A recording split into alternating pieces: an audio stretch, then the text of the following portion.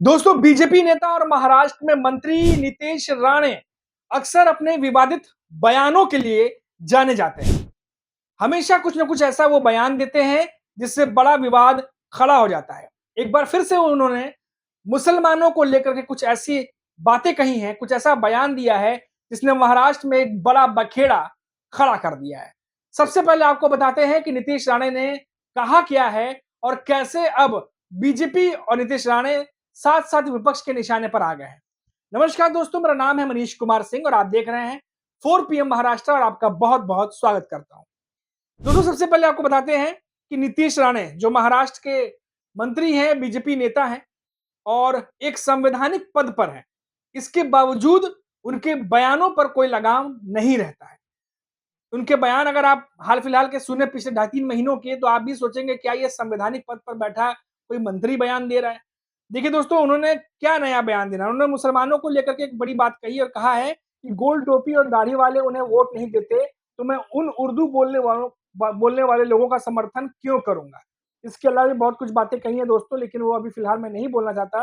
वहीं आपको बता दें कि न्यूज़ एजेंसी एएनआई के मुताबिक जो रिपोर्ट छपी है, नीतीश राणे ने कहा है कि गोल टोपी और दाढ़ी वालों ने मुझे वोट नहीं दिया। मैं हिंदुओं के वोट से विधायक बना हूं। अगर मैं हिंदुओं का समर्थन नहीं करूंगा तो क्या उर्दू बोलने वालों का समर्थन करूंगा। और इसके अलावा अलावा कई सारी और बातें कही हैं दोस्तों। कहा है कि मुंबई का डीएनए हिंदू है और मैं हमेशा हिंदुओं का समर्थन करता रहूंगा। अब दोस्तों, ये जो बयान नीतीश राणे ने दिया है, अब इसके बाद महाराष्ट्र में सियासत गर्मा गई है। विपक्ष के नेता भी अब इस पर जमकर बयान देने लगे हैं और नीतीश राणे पर भी जुबानी हमला करने लगे हैं। इसके अलावा अगर हम बात करें तो नीतीश राणे ने कहा है कि हिंदुओं को एकता एकता का आह्वान किया है और कहा है कि आपको सतर्क रहना चाहिए। हिंदुओं के तौर पर एक साथ आने का समय आ गया है, आवश्यकता है। तो ये एक साथ आते हैं तो हिंदुत्व की सरकार की ज़िम्मेदारी है, जिसे आपने विकास के लिए चुना है। मैं पहले हिंदू हूँ, फिर विधायक हूँ और फिर मंत्री हूँ। ये तमाम बातें नीतीश राणे कह रहे हैं। अब देखिए दोस्तों, ये नीतीश राणे का अगर आस-पास का बयान देखिए, तो हमेशा वो हिंदू-मुसलमान की राजनीति करते रहे हैं। अभी हाल ही में आपको याद होगा जब एमएनएस के कार्यकर्ता हिंदी, मराठी जो भाषा का विवाद चल रहा था, उस पर देखा था कि आपने कुछ लोगों को थप्पड़ मारते हुए कुछ वीडियो वायरल हुए थे। उस दौरान भी बीजेपी के नेताओं ने हालाँकि कहा था कि कानून व्यवस्था बरकरार रखनी चाहिए, बहुत सारे बयान दिए थे। लेकिन बीजेपी की सरकार रहते हुए, महायुति सरकार के रहते हुए ये तमाम घटनाक्रम हुए। उसपे भी नीतीश राणे का जब बयान आया था, तो उन्होंने भी घटना की निंदा तो की थी, लेकिन वहाँ भी उन्होंने हिंदू-मुसलमान किया था कि एक हिंदू को मारा गया है। एक हिंदू को मारा गया है तो चुप नहीं बैठेंगे और पता नहीं कहाँ-कहाँ जाकर के मारिए तो देखा जाएगा, तमाम बातें उन्होंने कही थी। यानी इस मामले पे भी नीतीश राणे एक तरीके से हिंदू-मुसलमान की राजनीति करते हुए दिखाई दिए थे। अब दोस्तों, ये जो पूरा मामला है, इस पर कांग्रेस की तरफ से एक बयान आया है। महाराष्ट्र में जो कांग्रेस के नेता हैं, उनका भी रिएक्शन देखने को मिला है। आपको बता दें कि कांग्रेस विधायक नाना पटोले ने कहा है कि नीतीश राणे एक संवैधानिक पद पर हैं। अब देखिए वो क्या कहते हैं। नाना पटोले कांग्रेस के नेता हैं, पहले महाराष्ट्र का पूरा जो कांग्रेस का कार्यभार था वो संभालते थे। अब नीतीश राणे पर उन्होंने कहा है, नाना पटोले ने, कि एक संवैधानिक पद पर हैं।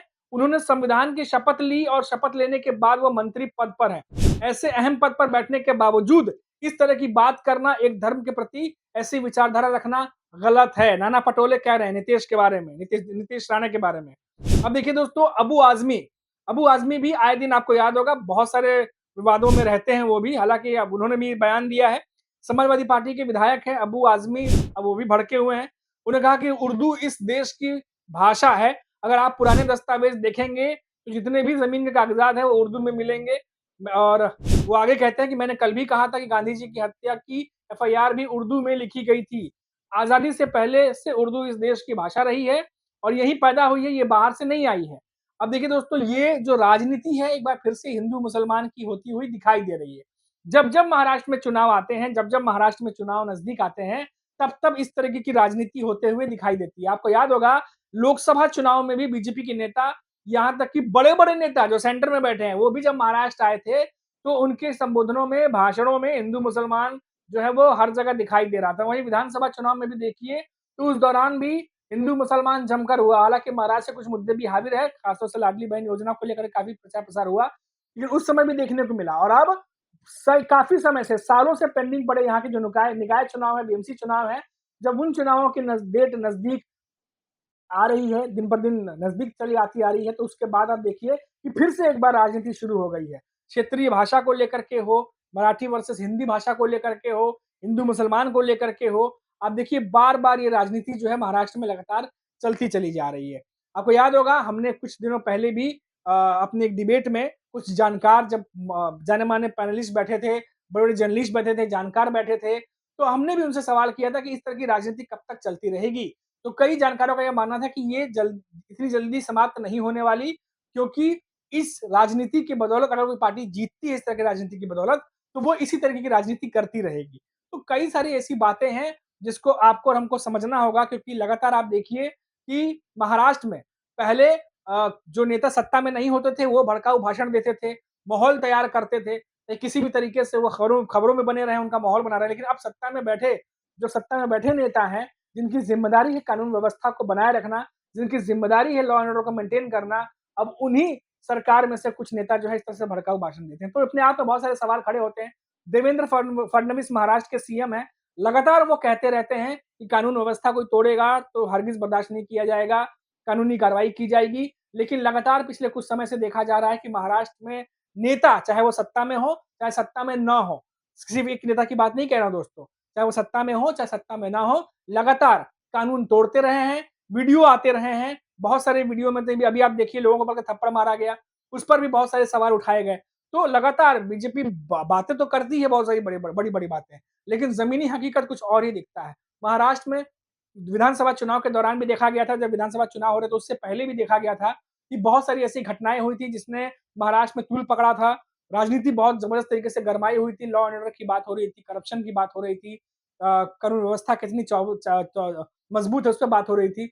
अब उसके बाद विधानसभा चुनाव के बाद से उस पर बात होना कम हो गया। लेकिन अब क्योंकि नज़दीक आ रहा है चुनाव, निकाय चुनाव है, बीएमसी चुनाव है, अब इन चुनावों को लेकर के फिर से वो मुद्दे गरमाएँगे और धीरे-धीरे आपको महाराष्ट्र में फिर से इस तरह की राजनीति देखने को मिलेगी, जो विधानसभा चुनाव के दौरान देखने को मिली थी। तो ये पूरी अपडेट थी, हालाँकि नीतीश राणे जो बयान दे रहे हैं, इसमें उनके बयान में कोई नई बात नहीं है।